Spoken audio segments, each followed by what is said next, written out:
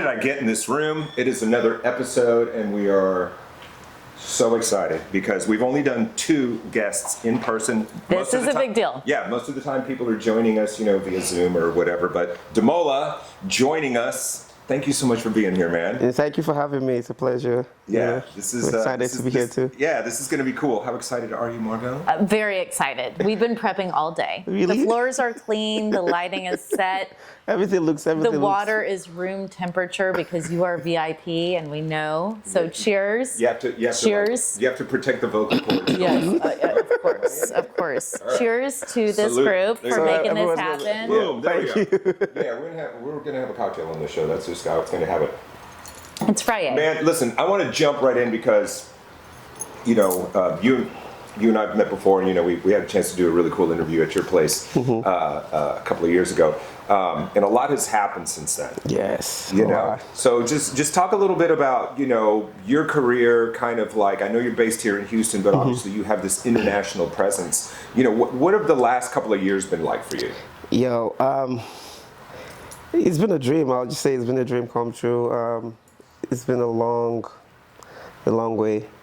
Over the years, just before we did the whole interview and everything. Remember, we did the interview before I did my concert in Houston in 2022, and that was at a Hobby Theater. It was right before that. Fast forward, that was 2 years ago. Fast forward to now, I'm doing a 5,000 capacity.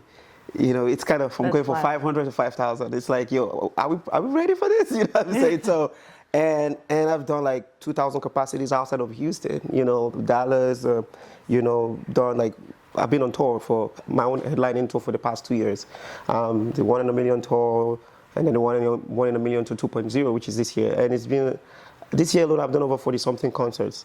So it's like, how did that happen so fast from, just 2 years ago? So it's been a dream come true, I would say. I'm grateful to everybody on my team and everything, but I'm trying to adjust to it because I know I want to do stadiums and all of that, but when you begin to go from one step to the next, it's like everything is happening fast.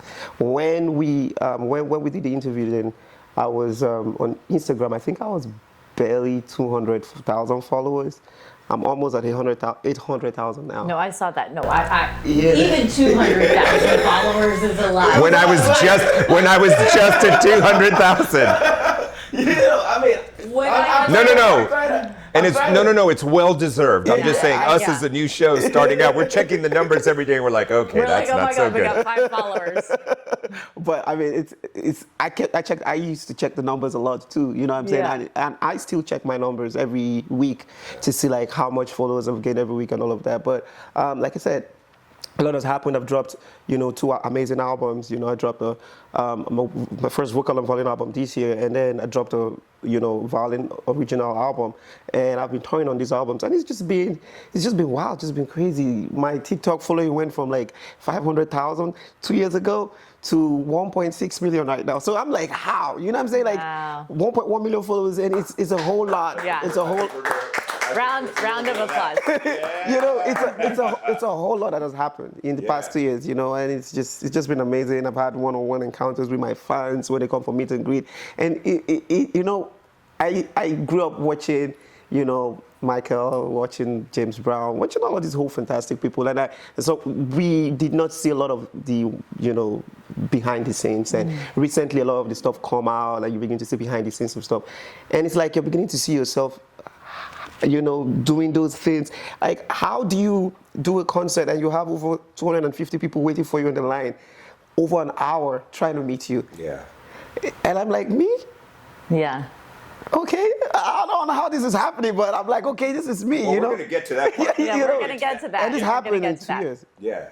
In 2 years from when we did that interview to now. Yeah. So I'm like, it's a blessing. Fantastic. So my first question is, how do you manage that? Like, when you've got all these new fans and you are rising so quickly, how do you keep your head, level? How do you keep yourself grounded? I like people. That's just me. I just generally like people. I like to make people happy. I like to entertain people. Even if I'm alone and when I'm done with all of that, I just want to be back rehearsing and just making music. But I love people.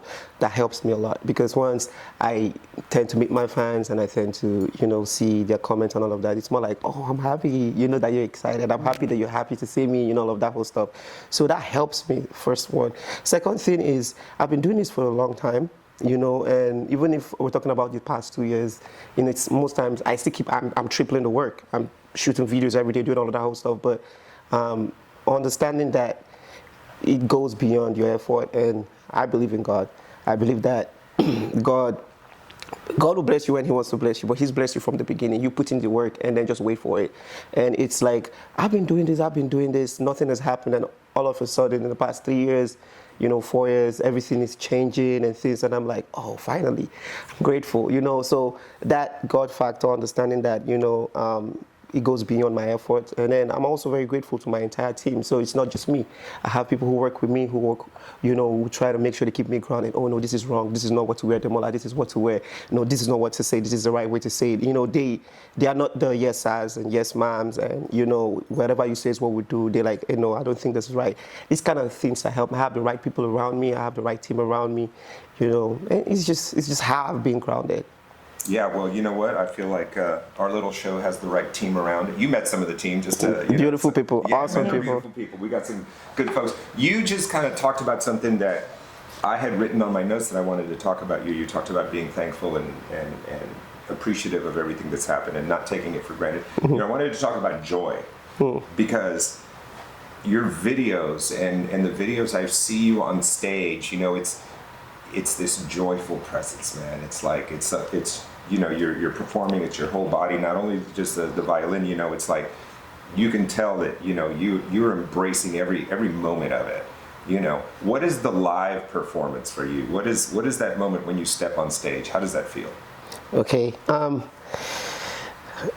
I always say this to everyone that's close to me that asks me this, different questions that has to relate to this. Like, I want to still perform when I'm 90 years old, not because of money, but just because of how I feel when I'm doing it. I just feel like I'm in heaven, and I'm being honest. That's so good. That's how I feel. That's how I feel when I'm on stage. Like, I like people. I like to see people get entertained. I like when people come in. I like the fact that people come in expecting to get elevated, to get levitated, And as the show goes from, first minute to 1 hour to 2 hours and people do not want to go, that's like, wow, okay, I'm so excited. This is happening. You know what I'm saying? I was just in New Orleans and I performed straight for 2 hours. I was on stage and over 75% of the people who came in were still waiting. And I'm like, y'all have to go. Thank you. But I was saying it happily because, the joy, I cannot buy something like that. It's not something that you just like, oh yeah, this is what's gonna happen. No, like joy is the joy that people exude when they listen to me. I do not know how it happens, and that fuels my own joy. Like I play the first music, people are excited. I play the second music, and then by the time we're 10 minutes in, everyone is screaming.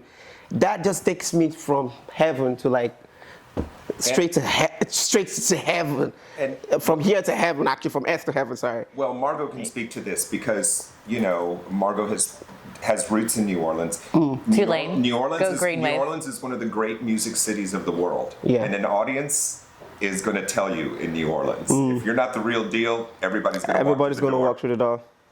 I saw a clip of that performance, man. That was amazing. Yeah, I was so mind blown in New Orleans myself because that was my first headlining concert in New Orleans, and I did it in House of Blues. And I was just from the first minute, everyone was waiting, everyone was excited, everyone was ready to be there because the concert was in May and it was, rescheduled because the venue had a HVAC system default problem and all of that, so we had to schedule it for September. And I was like, okay, people are not gonna come. No, people came. People waited, people rescheduled, people will have to see you. And from the first minute to, after 2 hours, and people were still like, you cannot, it's no amount of money you give someone can buy that. Then when I make music, while I'm entertaining people, I get excited myself. I tell my people, my friends, like when you have your downtimes, what do you do? I'm like, I record music. I don't just listen to music. I try to create music. I record. So when I'm recording, it's like a safe space for me. Now, when I'm performing, it's now like a bigger safe space for me because I'm actually doing that. Um, I'm actually naked in front of you guys. You guys can see what the music is doing to me in privacy. You're seeing it live on stage. And while it's doing the same thing to me, while it's doing that to me, it's doing the same thing to you. And it's happening simultaneously. That feeling, I don't know how to put it in words. I don't know how to write it down, but I know what it feels like, and I know that experience. And it's just crazy. Like, it happens nearly every night, and it just keeps me on a high. I love that. I love that. And I feel like that is the magic of live music. And we've talked about this with our guests. You know, there's something so different. You can record, put out albums, etc., you know, stream on Spotify, but when you get in the room with the musician, it is kind of like you're naked in front of them, they're naked in front of you. You evoke this emotion. You're in this moment, and everyone gets excited, and that joy is, you know, it fills the room and infuses both sides, which I think is so cool. Tell me, where's the favorite place for you to perform? Do you have a spot where you're like, oh, I'm pumped, other than 713 music? Oh, okay. No, favorite place. 713 is not my favorite. Y'all gonna be mad, but I love the place. Bleep that out. I'm just kidding. Until we're VIP parking at 713, keep it. I need tickets to shows there. So. It's not my favorite. I'm not saying it's not my favorite, and it's not because of I'm in Houston or whatever, but it's a decent size. But 713 is one of the best places. I would say one of the best organized places I've performed ever. I love it, and that's for my own headlining concert. That's been the biggest. You know, I love it, everything about it. But when I'm talking about favorite places, it's not. My favorite place is, funny enough, my fans in America are gonna be mad, but it's in London. Oh. Yes, London. Well, I love London as well. I would say favorite city. I'm not going to say a specific place. Right. You know, now for venues, I do not know. I still want to explore and see how much venues I'm going to do in the world, and I'll be like, all right, I come back. You know, To have a favorite. To have a favorite. Yeah. But favorite city so far, it's just a little bit. This is it. It's like London, and then New York and Atlanta is a tie. New York, Atlanta, Birmingham, Alabama is a tie with Houston. Oh. Those 4 cities, but London is slightly, and I'll tell you the reason why. London was, I was in London last year, I performed, and at the end of the concerts, because we had people having their seats in their hands. I've never experienced that, and that's the only reason. Yeah. Because it was like, it was everywhere, and it was in frenzy. I could not, you know how I walk out and I'm walking through the audience? I could not walk through the audience in London because as soon as I got off the stage, I was crowded. My mics were out of my violin. The security had to come drag me out. I had to go back on stage and tell them I'm coming back again. Yeah. And when I come back, please do not touch my violin, you know. Add to the security. I'm a baller now. You know, I could not walk through the audience in London. That's the only city that I could not walk through the audience. That's the only city I could walk through it. Now, I'm not saying this so that every other city can start doing it, but I could not stop people. It was just so much, you know. And it was not like London was over 1,000. London was like about 600 people, less than 600 people. But the energy in the whole building that day, I don't know where it came from, but it was so intense. So intense. I had to go back up on stage 3 times. Back. Wow. I couldn't go. I had to come back. They just wanted more. They could not. Even the security guys were like, "Wow, this is a lot." And then when we finished the concert, I had to do like a lot of encores. And then they wanted me to come this year, and I'm like, "Nah, I'm gonna come next year." You know, but that's the only place. Like venue-wise, no. Every venue's been dope. 713, not my favorite, but it was so good. I was like, the sound was immaculate. Yeah. You know, but. I still need to play at MSG and a few other places, and I'll come back. Sure. Yeah, MSG's on the list. And then decide. Talking about some of the, like the work that you do in the studio where you collaborate with other artists, it's like, so there's obviously two types of music so if you're performing, recording, there's the kind of the soloist side.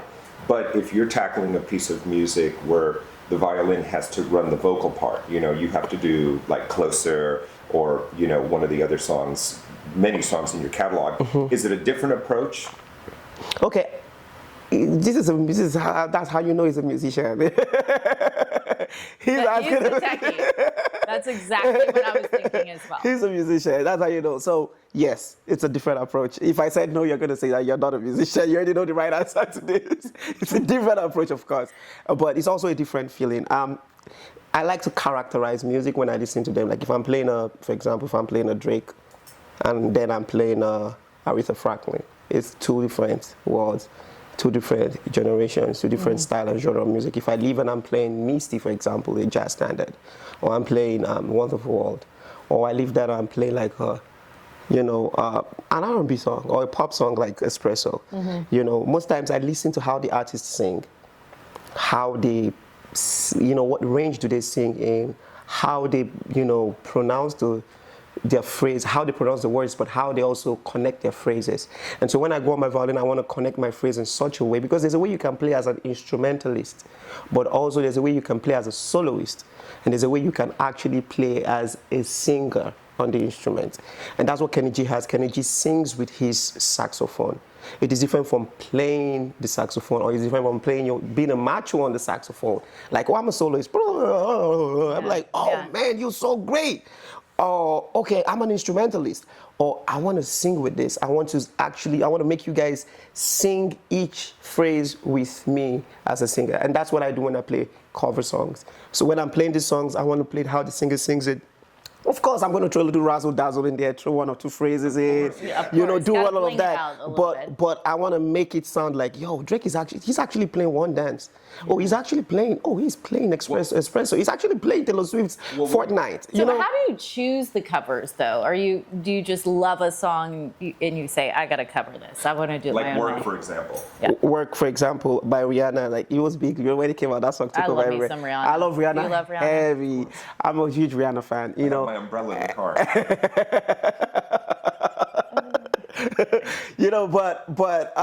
Yes, like when I listen to these artists, I look at how they sing it, and I like, Work was so big. Two things make me decide what songs. Maybe first, I like a lot of songs, but I don't cover a lot of these songs. The songs that my fans would like. Yeah. Number one, sometimes songs that would go viral. And you can tell, like, once people like something, these people are gonna want to share it to themselves. Like, oh, this song is the biggest song right now. Now, I'm on TikTok, but I don't do a lot of songs that are viral on TikTok. Not because the songs are not good songs or I don't connect with them, or it's just because besides TikTok, do they connect on other platforms? Do my fans really connect with this music? I know it is viral, but is it something and then is it really very musical? See, that's so smart. And I think that's part of that adds to obviously you're cognizant of how that adds to your success, because you have to give people what they want. What works, what doesn't work. What doesn't work. Because an artist, we don't live in the era of the record label anymore. They'd be like, Demola, we love you. We're giving you a 10-record deal. This is $50 million. That doesn't exist. Is that the deal? Hey, I'm about to sign it. $50 million. Hold on. Stop the cameras. I'm about to sign the deal. I'll split it with you. When you see what we're paying you for this interview, okay, that might be a completely different situation. Yeah, knowing what they want to hear, but also not abandoning them to become this viral. So tell us, you have gone viral from 200 to almost 800,000 followers. What is the method to your madness on the social media? On social media. Okay. I want to know the algorithm. Okay. What is the thing secret? is, I wouldn't lie to you. What is the secret? Is it Bianca? I wouldn't lie to you. We really do not. The algorithm chooses what it wants to explode. Yeah. I posted. They chose you. You're the chosen one. Yeah, me and a lot of other people. I know. I'm not. Neither is Ruby, but we're still trekking away. No. It's coming. It's coming. Because there was a time, like, over time you'd get it, and over time sometimes the algorithm can favor you. I've done a lot of songs that I feel like, this is gonna go viral, and I posted 50 times. Now I'm gonna tell you, I did a video. One of the videos I did that went viral, that big viral, that got me posted on The Shade Room. I don't know if you know The Shade Room. It's a very big blog, over 26 million followers. Which one was it? The Shade Room. The Shade Room. Okay. Oh, The Shade Room. The Shade Room. They reposted my video of Return of the Mac. And that was in 2019. I shot a slew of videos then in 2019. Return of the Mac was the one that took off. Everybody were acting crazy, like they've not heard the song before. Even I got, the representative from, the singer of the song and songwriters, and they reached out to me and everything. It was 2019, but COVID Wow. hit in 2020, and that messed a whole lot of things up. Now, I shot Lil Wayne's Lollipop during that time. I shot 50 Cent's. I shot 50 Cent's PIMP during that time. I shot like a bunch of videos. Now, tell me why I post, why I repost from 2019. I repost a video from 2019 and it gets 4.5 million views in 2024. That's amazing. That's like fashion. That's you bringing it back. Now I have a manager. I've said this video is supposed to go viral. I've posted that video more times than I've posted Return of the Mac. I posted Return of the Mac once and it went off on every platform. I've posted this video up to 20 times from 2019 to now. I don't know. I was just driving and I was like, let me repost this video. Let me see what's gonna happen. I posted this video and I was just driving to gas station to get my, just get gas in my, and boom, my phone just kept going off, and it got it went viral on Instagram. It went viral on TikTok at the same time. Went viral on Facebook at the same time. Can you repost our show? I might have to. All I want. So the question now is why is it going viral now when I've posted it over 20 times? Now the thing is you do not know what the algorithm is going. You don't know what people like at that point in time. The algorithm decides to push it to the right people, and people react well, and boom, it takes off. So we were so shocked how it was. I kept watching the numbers, and I wouldn't lie to you, that has been one of my videos this year that has done the best numbers. Lollipop. I was so shocked. And it was 5 years ago we shot it. That's amazing. That's a good one. So, Method to Madness, I do not know. But the thing is, I do hit songs. I do songs that people love. And I'm a multi-genre violinist. I want to do country song. I want to do dance hall. I've done a lot of, so I'll tell you, this also happened this year. I did a dance hall song by, a very popular, very, very popular, I'm going to say his name soon, but very, very popular. He's been in jail, Vibes Cartel. He's been in jail for the longest. And I did, when he got released, I think before he got released or when he got released, I did all of his songs like, oh yeah, finally he's out. And it didn't go viral on Instagram or TikTok initially. It took 1 week. And then it started. That's not very long. Okay, but sometimes you post and immediately it starts going viral. I just posted a video of Frankie Beverly, me doing his song, and it has over 2.5 million followers in less than 48 hours. Yeah, who just passed on, but that was on Facebook. In less than 24 hours, we had like 1.5 million already on. Sometimes it happens like that. Yeah. Okay, so I was like, it's one of those things. Like people didn't even do so well on my Instagram. I didn't do well, like to my metric concerning like you're following what I post, And I was like, okay, but you know that he saw it. Yeah. And now he liked that, but the one he loved the most because I was on a Zoom, they were interviewing me. All of a sudden, people were from Jamaica interviewing me, and his team reached out, and I didn't even know he was announced on the podcast, but it was a video podcast last week, and he appeared on the Zoom. I didn't know he was going to be on the Zoom. When he appeared, I was so shocked. That's fine. And he invited me to perform. He invited me, and I announced that I was going to be performing with him on December 31st at a 100,000 capacity stadium. Now, because of a video, and then when I went back to the video I did a video over a month ago, and when I went back, I was like, oh, I didn't know this video had started raking views after 1 week. It's on 1 point something right now. So maybe over time he saw it. Maybe he didn't see it. Maybe his team saw it. But sometimes it's not about, the reason I'm bringing that is not about the numbers of views. It's about the impact and who is seeing it. We have a phrase, how did I get in this room? It's the moment that we ask all of our guests, what is your how did I get in this room moment? So in your career? So our show is called How Did I Get in This Room, right? Mm-hmm. So what the question is, was there that one moment, it could have been like you say, you want to walk on stage in Madison Square Garden or whatever, but has there been a moment where you said, oh my God, I can't believe I'm here. How did I get in this room? Yes, it's happened a lot of times, but I'm going to give you one of the times was when I was in, I was Angelo, we were having a conversation before he did the performance at the Houston Rodeo.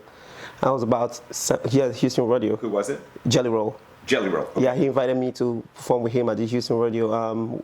Just casual invitation. Hanging with Jelly it Roll. was 74,000 people. When I hit that, he was like, baby. We get this all the time. He shook me. He was like, baby, listen. Because 2 years ago, my publicist took me to Odyssey.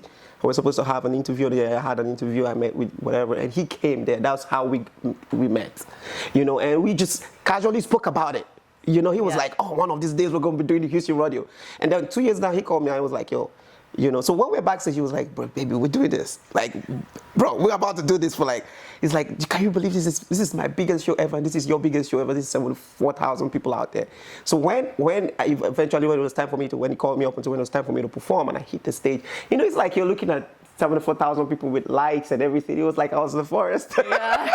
It's like In the jungle. you're thrown to the wolves, literally. Right? And every leaf, your forest, every leaf is like lights. And I was like, wow,